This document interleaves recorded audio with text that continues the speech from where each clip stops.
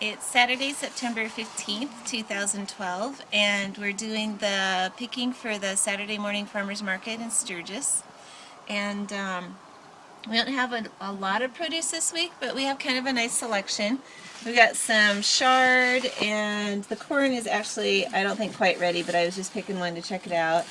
And some eggplants. I haven't picked the tomatoes yet. I have a few cucumbers. And then various kinds of squash, some zucchini, some summer squash, some acorn squash, some of these little Armenian cucumbers that are going over really well.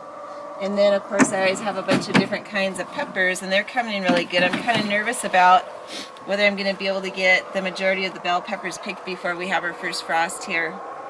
But, so I'm picking them pretty small as they come on. But I've got a mixture of some hot peppers and some mild peppers in here, and some roasting peppers that go over pretty well at the farmers market.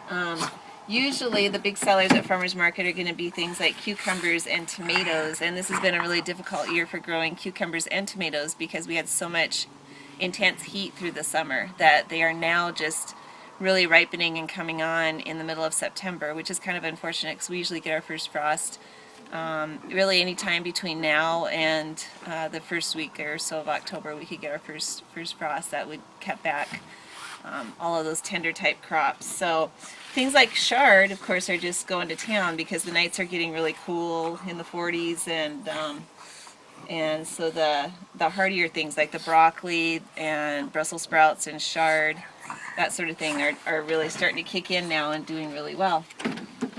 So that's Saturday morning, getting ready for the farmers market.